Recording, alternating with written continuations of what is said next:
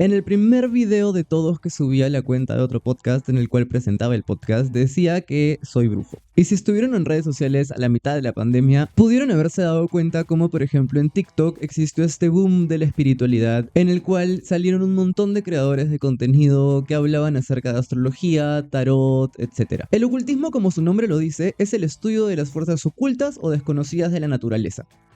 Aquello que se supone que está más allá del alcance de la ciencia convencional. El término proviene del latín occultus, que significa oculto o secreto. El ocultismo abarca una amplia gama de prácticas y creencias que incluyen la magia, la alquimia, la percepción extrasensorial, la astrología, el espiritismo y la más conocida, la adivinación. Estas prácticas tienen una larga historia que se remontan a las antiguas civilizaciones de Egipto, Mesopotamia y Grecia. Así es, esta filosofía es la única no arraigada en los conceptos de la iglesia o la religión como los conocemos ahora. En la Edad Media, el ocultismo se convirtió en una parte importante de la cultura europea y se desarrolló una serie de sistemas esotéricos como la cábala, el hermetismo y la magia ceremonial. El ocultismo sigue siendo una práctica popular en la actualidad.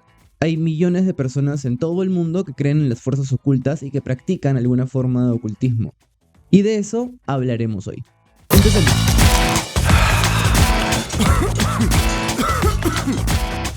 ¿Qué hay, gente? Bienvenidos al primer episodio de la segunda temporada de otro podcast. Estoy demasiado feliz de estar de regreso. Después de un año de pausa, volvemos con todas las ganas de seguir compartiendo conocimiento y vamos a empezar la temporada con uno de mis temas favoritos. De hecho, en la primera temporada ya habíamos hablado acerca de algunos temas relacionados a esto, como la numerología, el tarot y la magia, el hecho de que la magia es real.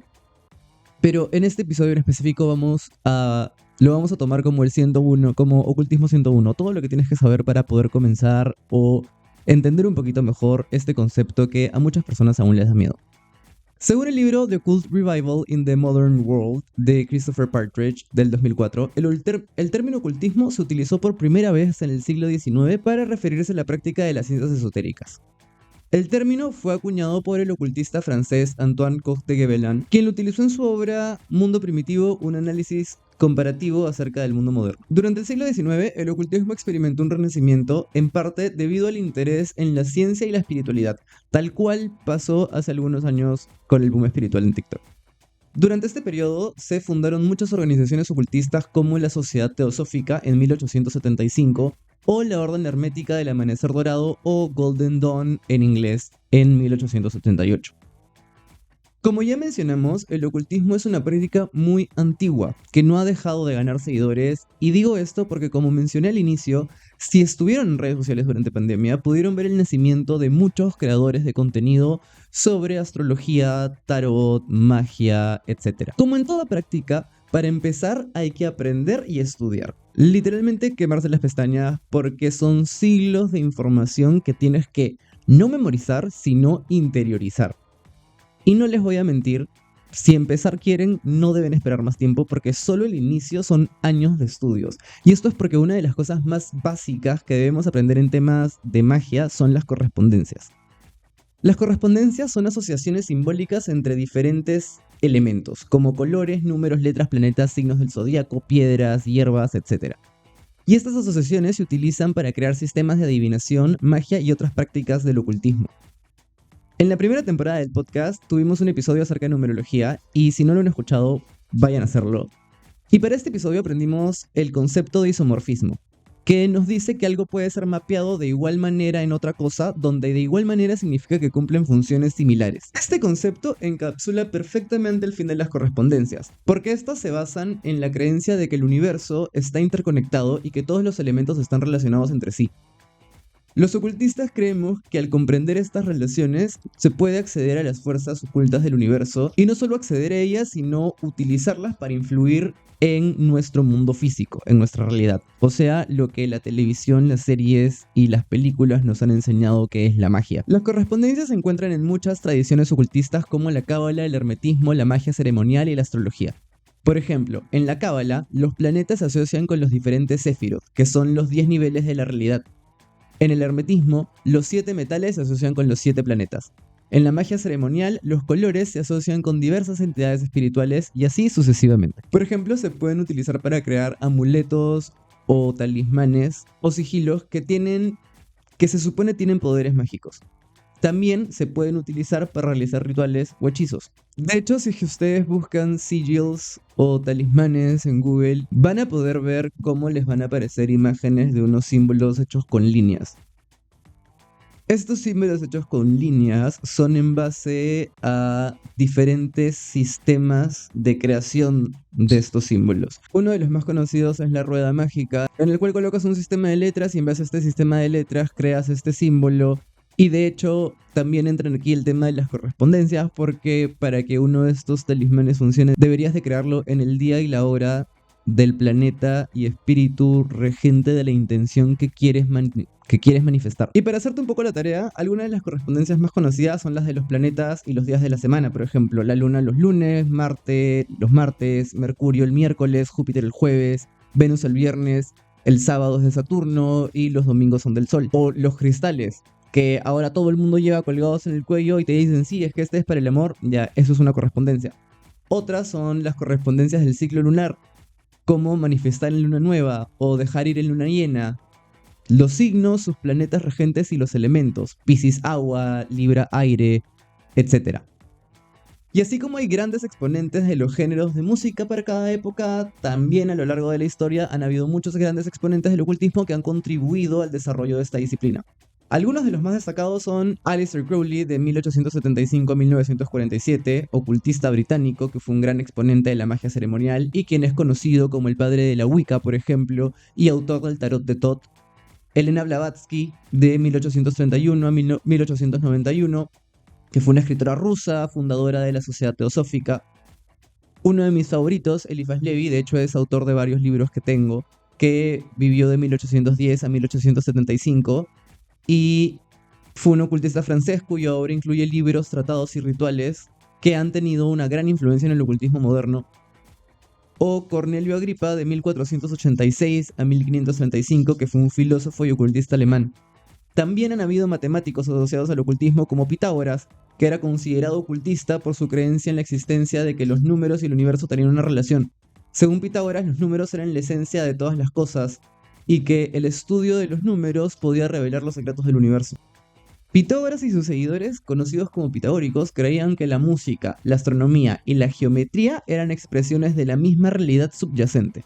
También creían en la reencarnación y en la existencia de un mundo espiritual. El ocultismo no es una sola ciencia, sino es un conjunto de prácticas. Y así como es un conjunto de prácticas, también hay diferentes corrientes que fueron marcadas por diferentes culturas y diferentes épocas del ocultismo, como por ejemplo la tradición hermética, que es una corriente de pensamiento esotérico que se basa en las enseñanzas de Hermes Trismegisto, el 3 veces sabio, un personaje legendario que se cree que fue un sabio egipcio que vivió en la antigüedad.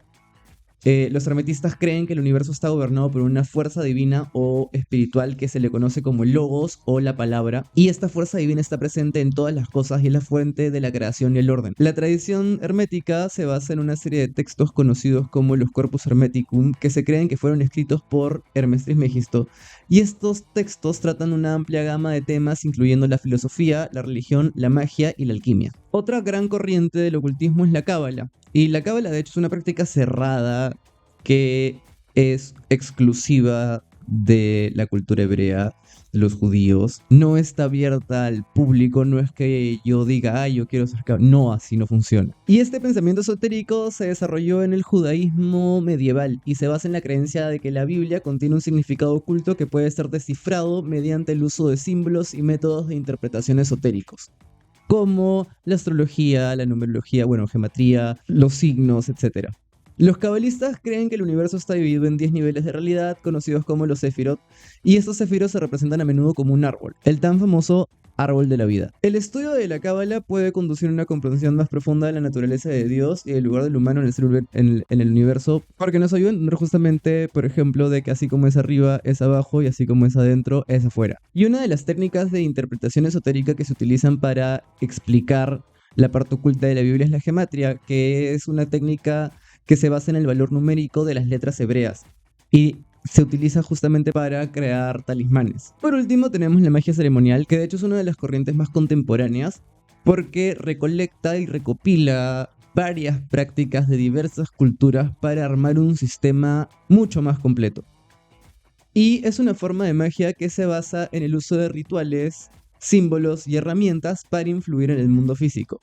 Los magos ceremoniales creen que el universo está gobernado por fuerzas espirituales y que estas fuerzas pueden ser controladas mediante el uso de la magia. Por ejemplo, aquí es donde podría entrar la historia de que Salomón esclavizó a 72 demonios con un sello, con un anillo que tenía un sello que le dio el creador. La magia ceremonial se divide en una serie de tradiciones, cada una con sus propios rituales y símbolos. Algunas de las tradiciones de la magia ceremonial más conocidas incluyen la magia del grimorio, la magia del caos y la magia del sendero de la mano izquierda. Y la magia ceremonial es una de las prácticas más complejas.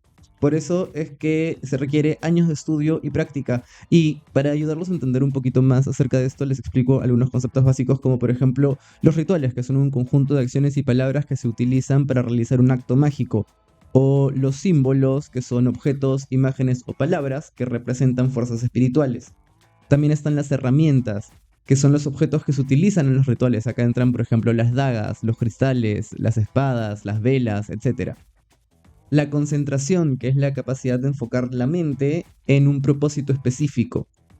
Y esto es una de las cosas más importantes porque si no intencionas, si es que no tienes la mente concentrada en tu intención, tu ritual simplemente no va a funcionar. Como ya les dije, es una práctica demasiado compleja y se requiere años de estudio. Por eso es que si quieren empezar ya perdieron demasiado tiempo, están tarde. Y la verdad es que encontrar información acerca del ocultismo es tan fácil como abrir Google y tipear ocultismo libros.